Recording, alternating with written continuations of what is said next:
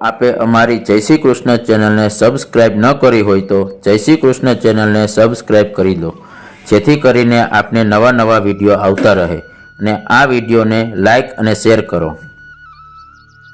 સ્વીયાનંતાન નિજાચાર્યાન પ્રણમામિ મુહુર્મુહુઃ તળભિર્વિરાજતે યોસૌ પંચધા હૃદયે મમ.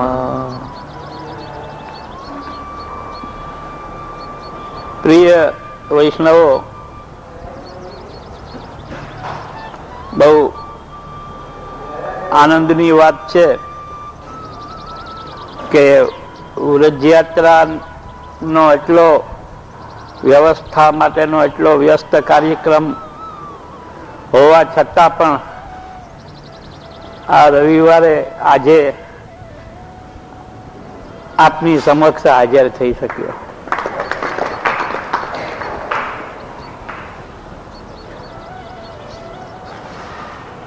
વ્રજયાત્રા સંપન્ન થઈ જાય પ્રભુ કૃપાથી પછી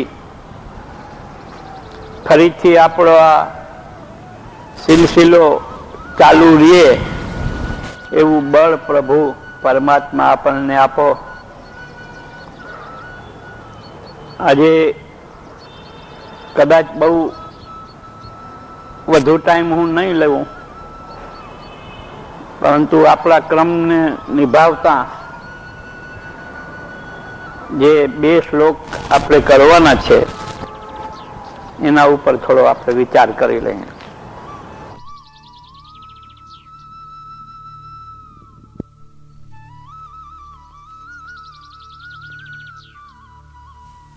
સ્વીયાનંતાન નિજાચાર્યાન પ્રણમામિ મુહુર્મુહુઃ તળભિર્વિરાજતે યોસૌ પંચધા હૃદયે મમ.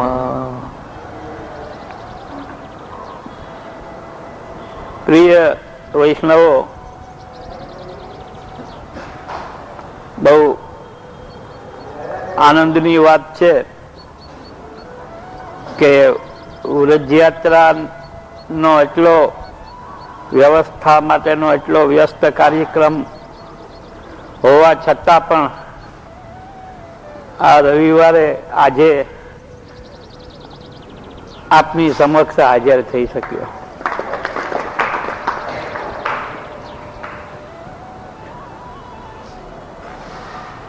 વ્રજયાત્રા સંપન્ન થઈ જાય પ્રભુ કૃપાથી પછી ફરીથી આપણો આ સિલસિલો ચાલુ રહે એવું બળ પ્રભુ પરમાત્મા આપણને આપો. આજે કદાચ બહુ વધુ ટાઈમ હું નહીં લઉં, પરંતુ આપણા ક્રમને નિભાવતા જે 2 શ્લોક આપણે કરવાના છે એના ઉપર થોડો આપણે વિચાર કરી લઈએ. આપણે 15 શ્લોક ચોથા અધ્યાયના કર્યા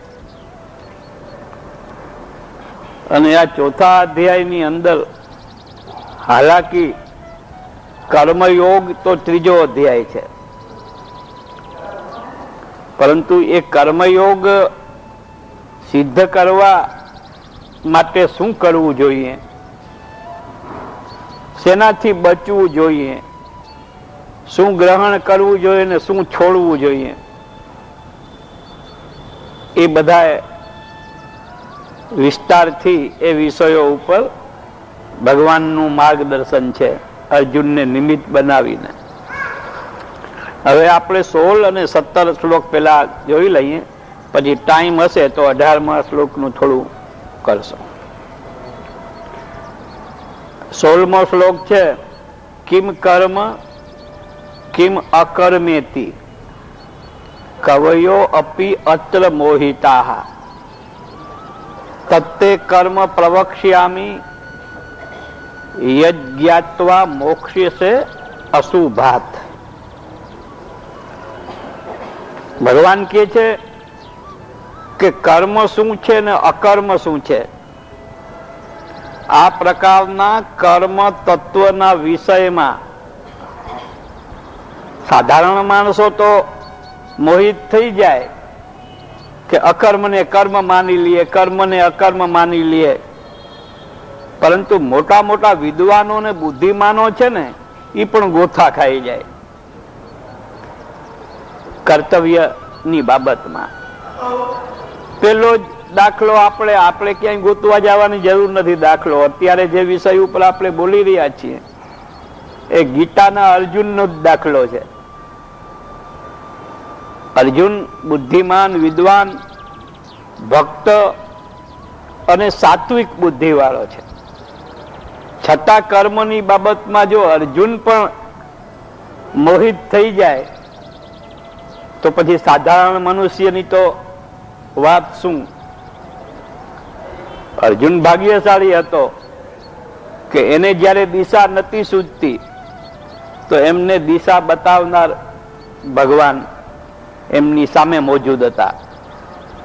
આપણે પણ ભાગ્યશાળી અર્જુનને કારણે થયા કે ભગવાન ગીતાના રૂપમાં તો આપણી પાસે મોજૂદ છે. ભગવાન તો મોજૂદ છે આપણી પાસે, પણ આપણે ભગવાન પાસે મોજૂદ થવાની જરૂર છે. આપણે મોજૂદ ભગવાન પાસે થવું એનો મતલબ શું કે હૃદયની અંદર જ્યારે પણ આપણને કર્તવ્યની બાબતમાં, વેપાર ધંધાની બાબતમાં જે કઈ કન્ફ્યુઝન રહેતું હોય એવા વિષય માટે ગીતાનું માર્ગદર્શન નથી. કે કોઈને ઘરમાં કલેશ હાલતો હોય, કોઈને કરજ વધી ગયું હોય, કોઈની દુકાન ધંધો ચાલતો ના હોય, એવી બધી સમસ્યાઓ તો કર્મવાદની દ્રષ્ટિએ થોડું એમાંથી પણ માર્ગદર્શન જરૂર મળી શકે જો કર્મની દ્રષ્ટિએ વિચારીએ તો.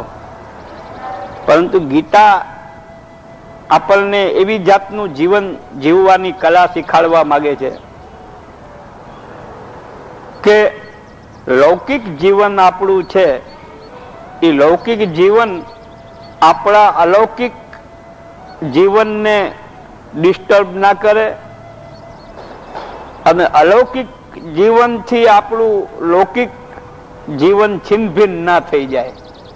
આ બેયના વચ્ચેનું બેલેન્સ રાખીને પણ માણસ ધાર્મિક અને નીતિમત્તાપૂર્ણ જીવન જીવી શકે છે. એ કલા આપણને ગીતામાં ભગવાન શીખાડે છે. અને એના માટે ચાહે ભક્તિ યોગ સિદ્ધ કરવો હોય કે ચાહે જ્ઞાન યોગ સિદ્ધ કરવો હોય, કર્મ તો બધાયમાં થવાનું જ છે.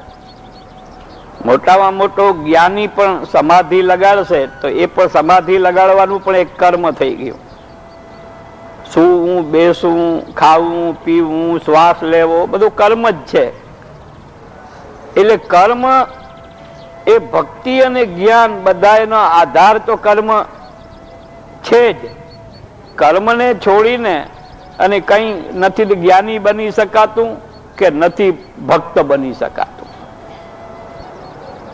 પરંતુ ભક્તિ અને જ્ઞાનથી જે કર્મની શુદ્ધિ થાય છે, કર્મની કુશળતા આપણામાં આવે છે, એ પૂરેપૂરી કુશળતા ભક્તિ યોગ સિદ્ધ થયા પછી જ આવી શકે છે. ત્યાં સુધી કંઈક ને કંઈક અધૂરું યા ખૂટતું રહે એમ કહી શકાય. તો કહે છે કે મોટામાં મોટો બુદ્ધિમાન પણ છે એ પણ કર્મ અને અકર્મ એ બાબતમાં એમની બુદ્ધિ કન્ફ્યુઝ થઈ જાય છે.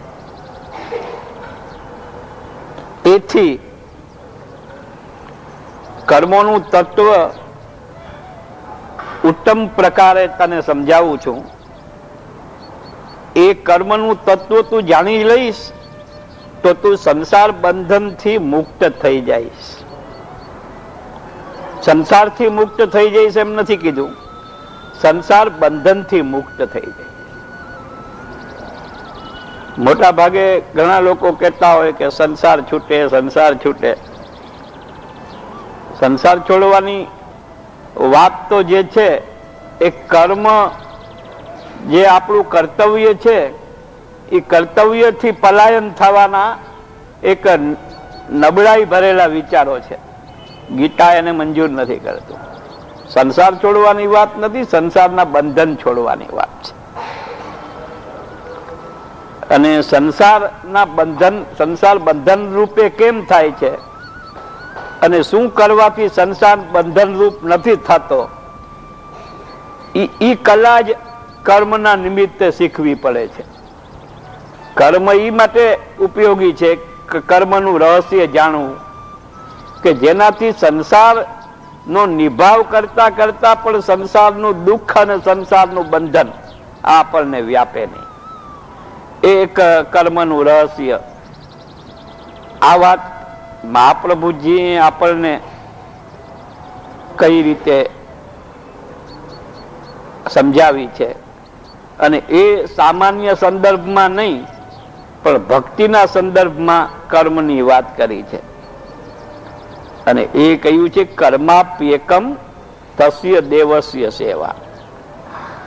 સેવાને કર્મ કયો છે કે બધા બેઠા અને ડિબેટ થાય, કોઈ કે પરોપકાર કરવું એ કર્મ ઉત્તમ છે, કોઈ કે મોટામાં મોટું કર્મ દયા રાખવી છે, કોઈ કે બીજાનું કલ્યાણ થાય, બીજાનું ભલું થાય એવી એક્ટિવિટીઝ કરવું એ છે. ભગવાન બધા કરતા ઉત્તમમાં ઉત્તમ કર્મ ભગવાન કૃષ્ણનું ભજન કરવું, ભક્તિ કરવી, અને એને નિમિત્તે જે ભગવદ અર્થે કર્મ થાય છે એને ઉત્તમમાં ઉત્તમ કહે છે. અને એ વાત ગીતાની અંદર 3જા અધ્યાયમાં આપણે જોઈ ચૂક્યા કે ભગવાન ધીરે ધીરે કર્મને પ્યોર પવિત્ર બનાવવાને માટે એક પછી એક સ્ટેપ બતાવે છે. પહેલો સ્ટેપ ફળની આકાંક્ષા છોડીને કર્મ કરવો. પેલા એ શીખાડે છે કે જે કાંઈ કરવું મારો લાભ શું, મારો સ્વાર્થ શું, એમ સમજીને જેટલા કર્મો કરવામાં આવે એ બધા કર્મો બંધન રૂપ જ છે. પણ લાભ હાનિનો વિચાર કર્યા વગર કર્તવ્ય બુદ્ધિથી કર્મ કરવામાં આવે, ફલાકાંક્ષાનો ત્યાગ કરીને, એ કર્મની સફાઈ પેલી થઈ.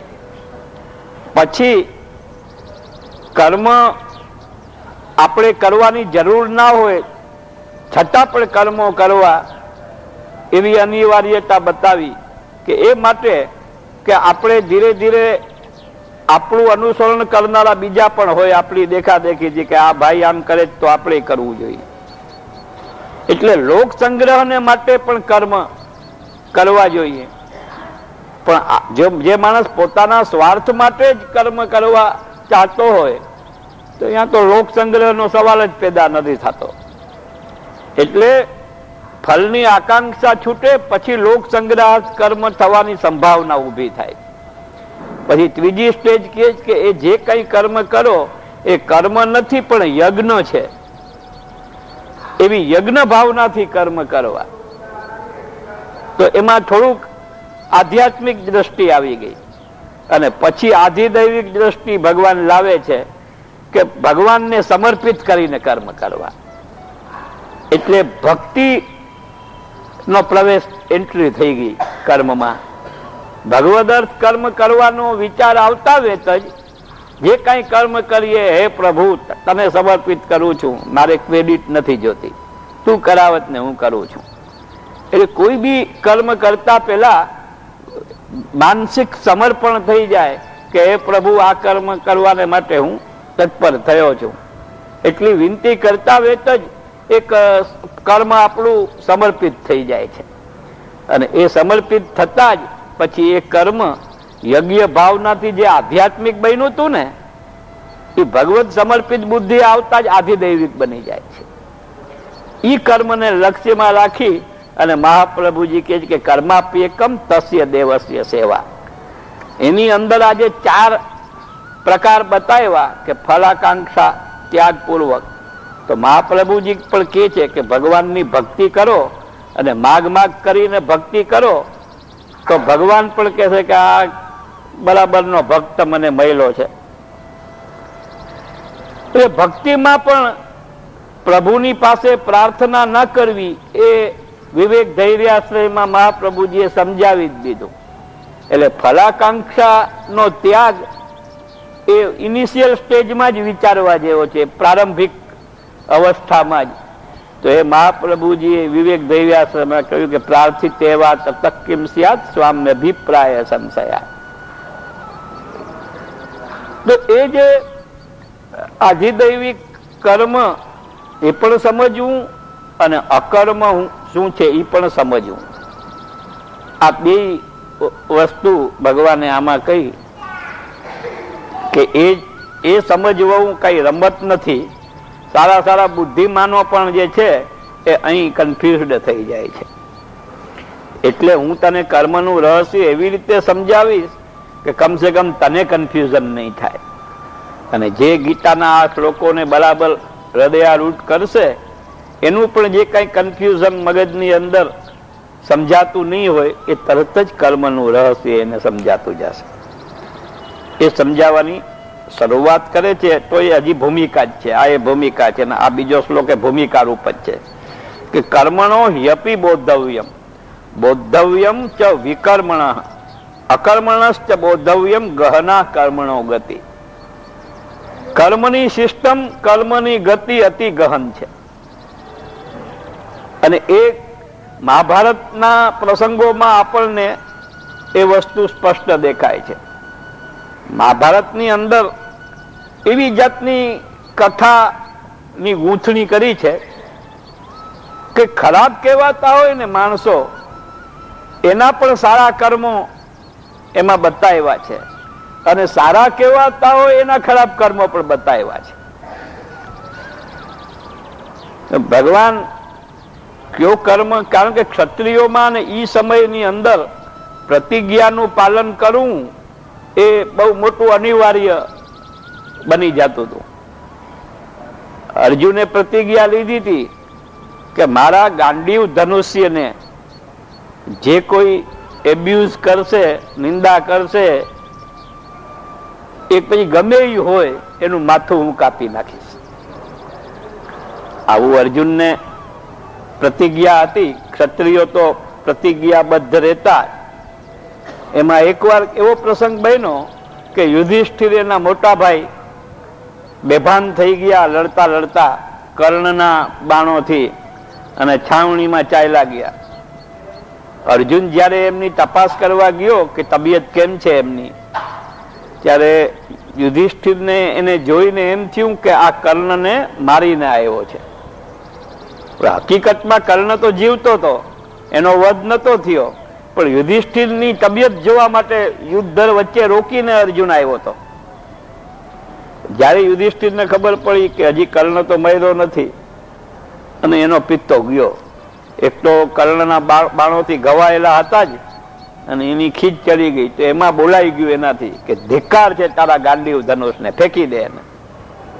હવે ઓલાએ તો પ્રતિજ્ઞા લીધી હતી કે જે કોઈ પણ ગાંડીવ ધનુષને જેમ તેમ બોલે એને પતાવી દેવો. પછી હગો બાપ કેમ ના હોય? તો આ તો મોટો ભાઈ હતો. અર્જુને તલવાર કાઢી. અહીંયા આ શ્લોકની ગંભીરતા નો પણ આપણને ખ્યાલ આવશે કે ભાઈ કર્મ શું છે એ સમજવું, અકર્મ શું છે એ સમજવું, અને વિકર્મ એટલે વિકૃત અધર્મ કહેવાય એવું કર્મ એ વિકર્મ કહેવાય, એ પણ સમજવું જોઈએ.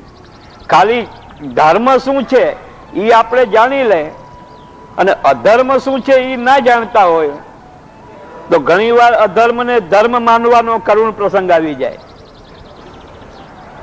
એટલે કર્મ અકર્મનું આ રહસ્ય આ પ્રસંગમાં આપણને જોવા મળે છે કે ભગવાન કહે છે કે અટાણે તો યુદ્ધ ભૂમિમાં તું નથી અને કોઈ દુશ્મન પણ આપણી પાસે નથી મોજૂદ, તો આ તલવાર કાઢીને તું કોને મારી નાખવા માંગે? એટલે અર્જુને કહ્યું કે હું આ રાજાને મારી નાખવા માંગુ છું. મોટા ભાઈ માટે કહ્યું, કારણ કે એમણે મારા ગાંડીવ ધનુષ્યનું અપમાન કર્યું, મેં પ્રતિજ્ઞા લીધી હતી. ભગવાન ત્યાં એને ધર્મ સમજાવે છે કે તારી પ્રતિજ્ઞા પણ જળવાઈ રહે અને મોટા ભાઈની હત્યાનું પાપ પણ તને ના લાગે. કારણ કે અહીંયા બે કર્મ આવી જતા હતા. એક કર્મ પ્રતિજ્ઞાના પાલનનો અને બીજું કર્મ ભાઈની હત્યાનો. આ બેમાંથી કયો એવોઇડ કરવો? તો એવે ટાણે ભાઈની હત્યા કરતા પણ ઈ પ્રોબ્લેમ કરતા પણ પોતાની પ્રતિજ્ઞાનું પાલન કરવું એનું વજન વધી જતું હતું એ પ્રોબ્લેમનું. ત્યારે ભગવાન સમજાવે કે એનું વજન ક્યારે વધી જાય છે? ભાઈની હત્યા થઈ જાય તો વાંધો નહીં, બાકી પ્રતિજ્ઞાનું પાલન તો કરવું જ. આ જાતની જે વિશ્વાસ અને માન્યતા હતી તો અહીં ભગવાનનો આ શ્લોક લાગુ પડે છે કે કર્મ, અકર્મ અને વિકર્મ એ ત્રણે સમજવું જોઈએ. તું ધર્મને તો સમજી ગયો કે પ્રતિજ્ઞા પાલન કરવી, પણ અધર્મને નથી સમજો કે મોટા ભાઈની હત્યા કરવી. તો ભગવાને એક એવો સરસ વટલો રસ્તો કાઢ્યો ને એક નીતિ આપણે પણ હૃદયમાં ઉતારવા જેવી નીતિ ત્યાં બતાવી છે. કે નીતિ શાસ્ત્રોમાં એમ કહ્યું છે કે કોઈને ગળું કાપી નાખવું યા કોઈનું મર્ડર કરી નાખવું એ જ હત્યા છે, એ તો બધા માને. ઇવન શેક્સપિયરે પણ કહ્યું છે. શેક્સપિયરે પણ કહ્યું છે કે કોઈના હૃદયને દુઃખ થાય, હૃદયને દુઃખી કરવો એવી વાણી બોલવી એ એની હત્યા જ છે.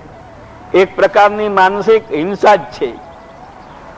પેલી કેવલ ગોળીથી ઉડાડી દેવો યા છરો મારી દેવો કે એ જ હિંસા નથી, પણ કોઈને મર્મભેદી વચન કહીને એના હૃદયને છિન્ન ભિન્ન કરી નાખવું એ પણ હત્યા જ છે. તો એવો જે સૂક્ષ્મ ધર્મનો જે ભેદ છે એ ત્યાં સુધી નહીં સમજાય જ્યાં સુધી ધર્મને તો સમજ્યા પણ વિધર્મ યા અધર્મને ના સમજ્યા. તો એકલું ધર્મને સમજી લેવું જ પર્યાપ્ત નથી એમ ભગવાન અહીં કહે છે. તો ભગવાને વટલો રસ્તો કાઢ્યો અને નીતિમાં કહ્યું છે, નીતિશાસ્ત્રમાં, કે આપણું ગુરુ સ્થાને હોય, વડીલ હોય, માતા હોય, પિતા હોય, દાદા હોય કે કોઈ બી આપણા વડીલ હોય, પિતામહ હોય, એવા વ્યક્તિને જેને આપ કહીને આપણે બોલાવતા હોય એને તુકારથી બોલાવવું એની હત્યા કરા બરાબર જ છે. મોટાયા મહાપુરુષને તોછડાઈથી બોલવું, એનું ઇન્સલ્ટ કરવું એની હત્યા કરા જેટલું જ પાપ એને માનવામાં આવે છે નીતિશાસ્ત્રમાં. એટલે ભગવાને કહ્યું કે તને એવો રસ્તો બતાવું કે તારી પ્રતિજ્ઞા એ પૂરી થઈ જાય, એનો તને સંતોષ થાય કે મારી પ્રતિજ્ઞા પૂરી થઈ અને ભાઈની હત્યાથી એ બચી જાય. જો કે એવો કયો રસ્તો છે મને નથી ઉઠતો. તો કે વસ્તુ તોછડાઈથી બોલવા માંડ તારા ભાઈની આમે, ખૂબ ગારું બોલે ને ખૂબ ટૂંકારે કે, એટલે એની હત્યા તે પ્રતિજ્ઞા લીધી જ ને ગાંડી ધનુષ્યનું અપમાન કરે એને મારી નાખવો મારે, તો એને મારી નાખ્યા બરાબરનું જ તને કર્તવ્ય તારું ગાળું દેવામાં જ થઈ જશે. એટલે પછી અર્જુન તો જેમ આવે એમ બોલવા માંડ્યો. મહાભારતમાં છે બધું વિસ્તારથી કે તું તો સાવ નમાલો છે ને તારા પાપે દ્રૌપદીની આવી દશા થઈ ને તારા પાપે અમે એટલા દુઃખી થયા ને બહુ જુગાર રમવાનો શોખ લાગ્યો તો ને ઘણું ઘણું બોલી ગયો. એની જિંદગીમાં કોઈ દી એને મોટા ભાઈનું અપમાન નતું કર્યું, કોઈ બી મોટા વડીલનું ક્યારેય પણ એને દિલ દુભાયું નતું. આજે એટલી હદ સુધી બોલી ગયો, પછી એને દુઃખ થયું એટલે પાછી તલવાર કાઢી. એટલે પૂછ્યું કે હવે કોના માટે કાઢે છે? તો કે હવે તો હું મારી જાતને જ હું ખતમ કરવા માંગુ છું, આપઘાત કરવાની. કારણ કે હવે મને યાદ આવશે જ્યારે પણ કે મોટા ભાઈને હું આમ બોલી ગયો તો એ તો મારા હૃદયમાં ખૂંચા જ રાખશે, મારું જીવન વ્યર્થ થઈ ગયું. આવું જીવન જીવીને શું કરવું કે જેમાં આટલું મોટું અધમતા ભરેલું કૃત્ય વાણી મારાથી બોલાઈ ગઈ. ભગવાન કહે કે એ તારી વાત બરાબર છે કે મોટાઓને જે ઓલું કરે ને પછી એને થાય તો એના મનમાં એમ જ થાય કે ભગવાન જમીન સ્થાન આપે તો સમાઈ જાઉં એમાં. પણ એનું નિવારણ બતાવું કે પોતે કોઈ બી વ્યક્તિના બીજા પ્રશંસા કરે નહીં એ તો બરાબર છે, પણ પોતે ને પોતે પોતાના વખાણ કરે એ આત્મહત્યા કહેવાય. એટલે તને જે આત્મહત્યા કરવાથી તારું નિવારણ માન જ તો હવે તું તારી પોતાની એના વખાણ કરવા માંડે એટલે તારા અભિમાનને કારણે તારો આપઘાત સિદ્ધ થઈ જાય, સુઇસાઇડ મનાય એને. અર્જુન પછી પોતાના પરાક્રમના વખાણ કરવા માંડ્યો કે હું ના હોત તો આમ થાત ને મેં આ કર્યું ને મેં તે કર્યું ને લાંબુ લેક્ચર કર્યું. પછી યુધિષ્ઠિર ખીન થઈને જંગલમાં ભાગવાની તૈયારી કરે તો ભગવાન એને તો 2-5 મિનિટમાં સમજાવી દીધા કે આવું તો ત્યાં રાખે. આપણે ઘરમાં કંઈક થતું હોય તો વડીલો નથી સમજાવતા કે ભાણા હોય ઘરમાં ખખડે એમાં હું ને આમ ને તેમ ને એવું બધું કહીને એને સમજાવી દીધા. પણ આની અંદર કર્મ અકર્મ અને વિકર્મ કેટલા સૂક્ષ્મતાથી રહેલા છે કે જે સ્થૂળ દ્રષ્ટિથી આપણે વિચાર સમજવા માંગતા હોય તો ના સમજાય, ઊંડા ઉતરીએ તો સમજાય, અને કા ઊંડા ઉતરેલો કોઈ વ્યક્તિ આપણને સમજાવે તો સમજાય. એટલે ગહના કર્મણો ગતિ, એમાં વિકર્મ શબ્દ છે એ ભલે ટીકાકારો એને વિકૃત કર્મ તરીકે એમ કે એ સમજવું જોઈએ, પણ એના 2 અર્થ થઈ શકે. વિકર્મ એટલે વિશેષ કર્મ. તો આપણે કહીએ ને કે આટલું ખરાબ થયું ને આટલું વિશેષ ખરાબ થયું, આટલું સારું થયું ને આટલું વિશેષ સારું થયું, એમ વિકર્મ સારા સેન્સમાં પણ લાગી શકે અને અધર્મના સેન્સમાં પણ આવી શકે. આ 2 શ્લોકોની ભૂમિકા બાંધી અને 3જા શ્લોકમાં ભગવાન કર્મમાં જે કુશળ થઈ જાય એની સ્થિતિ કેવી હોય છે વિચારવાની એ બતાવે છે કે જે પુરુષ કર્મમાં અકર્મને જુએ અને જે પુરુષ અકર્મમાં કર્મને જુએ તે પુરુષ હજારો માણસોની ભીડમાં અલગ તરી આવે છે, બુદ્ધિમાન કહેવાય એને. અને એ સમત્વ યોગથી યુક્ત એટલે લાયક પુરુષ સંપૂર્ણ કર્મો કરનારો છે. આ એવું છે કે આપણે કઈ કરતા ના હોય અને કોઈ પૂછે કે ભાઈ શું કરે, તો કે એમ કોઈ કહે કે કર્મ કરે સૂતો હોય તો, પથારીમાં ઓઢીને સૂતો હોય તો કોઈ એમ કહે કે કામ કરે છે, કોઈ ના કહી શકે. અને કામ કરતો હોય કોઈ માણસ ત્યારે એ આરામ કરે છે એમ કોઈ ના કહી શકે. આમાં ભગવાનની વાત એવી છે કે કોઈ આરામ કરતો હોય એની અંદર પણ એ કર્મ કરી રહ્યો છે એ સમજવું, અને જે કર્મ કરી રહ્યો છે એ આરામ કરી રહ્યો છે એમ સમજવું. એમ જે સમજે એ બુદ્ધિમાન છે. એ બુદ્ધિમાન હોય કે મૂર્ખ હોય, પણ એક વસ્તુ તો કોમન ફેક્ટર છે કે સૂતો હોય કર્મ નથી કરતો ને કર્મ કરતો હોય સૂતો નથી, આરામ નથી કરતો. તો આને અસલ રિફાઇન લેંગ્વેજમાં કેવું હોય તો એમ કહી શકાય કે પ્રવૃત્તિમાં નિવૃત્તિનો અનુભવ અને નિવૃત્તિમાં પ્રવૃત્તિનો અનુભવ. એ વાત ખોલીને ભગવાન સિમ્પલ લેંગ્વેજમાં આપણને સમજાવી રહ્યા છે. તો આજે અકર્મ વિકર્મની જે ભૂમિકા બાંધીને કહ્યું ને એ જ સમજાવવા માટે આ વાત કહી રહ્યા છે. તો એ કેવી રીતે કે દાખલા તરીકે એક માણસ યજ્ઞ કરી રહ્યો છે, તો એ યજ્ઞ તો કર્મ જ થયો, અકર્મ પણ ના કહેવાય ને વિકર્મ એ ના કહેવાય, વિકૃત કર્મ. પરંતુ ભગવાન એ વસ્તુ આગળ સમજાવશે કે ભલે યજ્ઞ કરતો હોય કોઈ, પરંતુ યજ્ઞ કરવા પાછળ ભાવના એવી હોય એની કે ફલાણા વ્યક્તિએ યજ્ઞ કર્યો તો એના યજ્ઞને ભૂલાવી દઉં એવો યજ્ઞ હું કરું. યા સમાજની અંદર મારી પ્રતિષ્ઠા થાય, મારું નામ થાય, મને યજ્ઞ ને બાને બધા મહેમાનો આવીને ખૂબ ભેટ કરે તો ખૂબ પૈસા થઈ જાય. એકવાર કોકની યાત્રા ઉઠતી હતી, 10 વર્ષ પહેલાની વાત છે, તો અમદાવાદના એક શેઠ આવ્યા હતા. એ કહેતા હતા કે આ યાત્રા તો ઇન્વેસ્ટમેન્ટ છે, એમાં પૈસા નાખો તો 4 ગણા થઈને યાત્રા કરીને આવો તો 5-10 પેટી બચાવીને આવવું જોઈએ. હવે એ યાત્રાને ઇન્વેસ્ટમેન્ટ માનીને તમે હું કે કોઈ બી યાત્રા કરીએ તો પછી ઇન્વેસ્ટમેન્ટ કરવામાં કમાણી થાય કે નુકસાન થાય એ ભગવાનને ખબર. બાકી યાત્રા પછી નથી રહેતી. પછી એ પર્યટન ટૂર કેવું હોય તો કહી શકાય પણ આવી પોલિસી અખ્તિયાર કરીને એવી પોલિસીફાઈડ આપણો કાર્યક્રમ હોય તો પછી વ્રજયાત્રાનો જે ભાવ, વ્રજયાત્રાનો જે ઉદ્દેશ, વ્રજયાત્રાનું જે ફળ, વ્રજયાત્રાનો જે અલૌકિક આનંદ એ ચારમાંથી એકે પ્રાપ્ત ના થાય. પછી તો ટૂરની અંદર ગયા અને આપણા કર્મમાં સુખ દુઃખ લખ્યું હોય એ આમાંય થાય. તો એવી રીતે કર્મ કોઈ કરે પણ બીજાનું અહિત કરવા માટે યા પોતાના અહંકારને પોષણ આપવા માટે યા કોઈ બી એવા સ્વાર્થના ઉદ્દેશથી કરતો હોય તો એ યજ્ઞ ઉપરથી તો કર્મ ઉત્તમ કર્મ દેખાય છે, પરંતુ અંદરથી વિકર્મ બની જાય.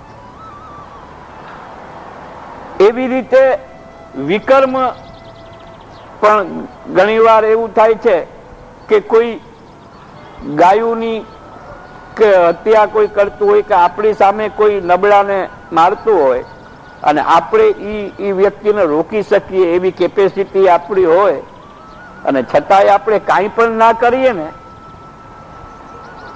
તો એ અકર્મમાં વિકર્મ થયો.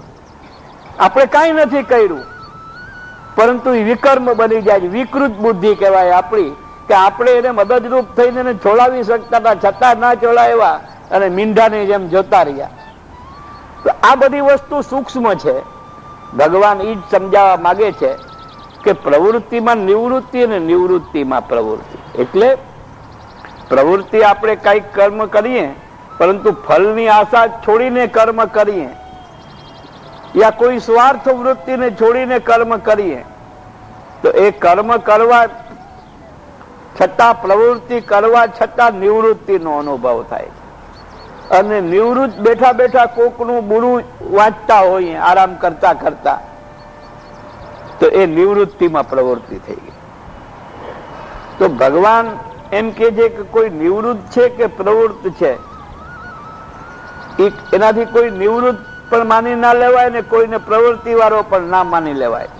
પણ એના હૃદયના ભાવો શુદ્ધ હોય તો એ પ્રવૃત્તિમાં પણ નિવૃત્ત છે, અને હૃદયના ભાવો અશુદ્ધ હોય તો નિવૃત્તિ, જેને મોક્ષ કહેવાય, છુટકારો, એવી સ્થિતિની અંદર પણ એને માનસિક બંધન વધતું જ જાય છે.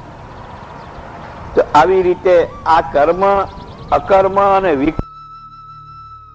દ્રષ્ટિએ કે ગીતાની દ્રષ્ટિએ કે ભાગવતની દ્રષ્ટિએ બધીની ત્રણેયની દ્રષ્ટિએ એક જ છે. ત્રણેયનું લક્ષ્ય એક છે. ત્રણેયની ભક્તિ માર્ગના સ્વરૂપને જે રીતે સમજાવ્યું છે એ ત્રણેયનું એક સરખું છે. ગીતા, ભાગવત અને આપણા મહાપ્રભુજીના ગ્રંથો. એટલે આપણા કર્તવ્યની દ્રષ્ટિએ, પુષ્ટિ જીવોની દ્રષ્ટિએ કર્મ શું, અકર્મ શું અને વિકર્મ શું એ સમજાવો. બ્રહ્મસમન લીધા પછી જેટલી પણ બની શકે એટલી ભગવત સેવા આપણે કરીએ એ કર્મ. કર્માપ્યેકમ તસ્ય દેવસ્ય સેવા, મહાપ્રભુજીએ કહ્યું ઈ છે. આપણે આપણી સ્વ પોતાની તન અને પોતાના ધનથી તનુવિતજા સેવા કરીએ એ કર્મ. આપણે ભગવત ભજન કરીએ તો ભજનની અંદર સેવા પણ આવી જાય છે અને સ્મરણ કીર્તન પણ આવી જાય છે. એકલી સેવા કહીએ ત્યારે ખાલી સેવા, અને જ્યારે ભજન કહીએ ત્યારે સેવા, કથા, સ્મરણ, કીર્તન બધું આવી જાય. તો ભગવત ભજન કરવું એ કર્મ છે,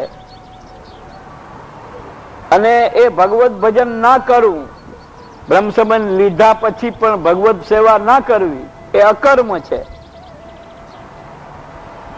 અને ભગવત સેવા કરવી છતાં મારું તન વાપરું ને પૈસાની ભીખ બીજા પાસેથી માગું, અથવા મારા પૈસા આપીને કોક નોકર રાખીને તનુજા સેવા કરાવું, એ વિકર્મથી.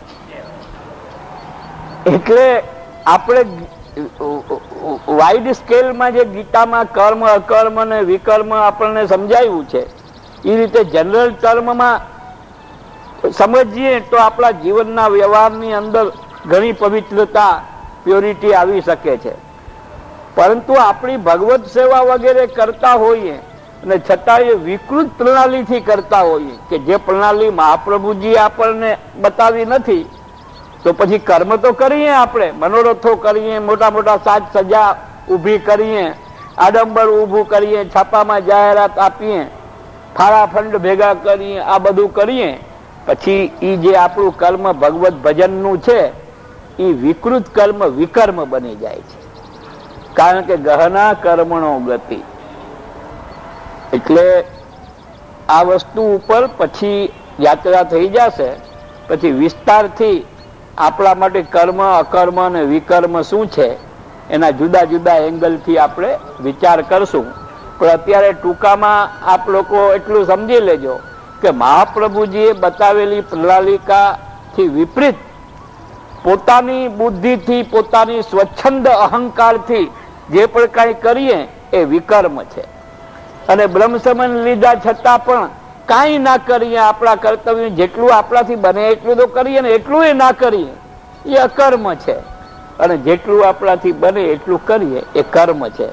આ રીતે મહાપ્રભુજીના વિચારધારા પ્રમાણે ગીતાને અનુલક્ષીને અને આપણા માટે પુષ્ટિ જીવો માટે કર્મ અકર્મ અને વિકર્મ શું છે એ તમારે સમજવું જોઈએ એમ ભગવાન ગીતામાં આપણને આજ્ઞા કરે છે અને આપણે ટૂંકામાં સમજા. ધન્યવાદ.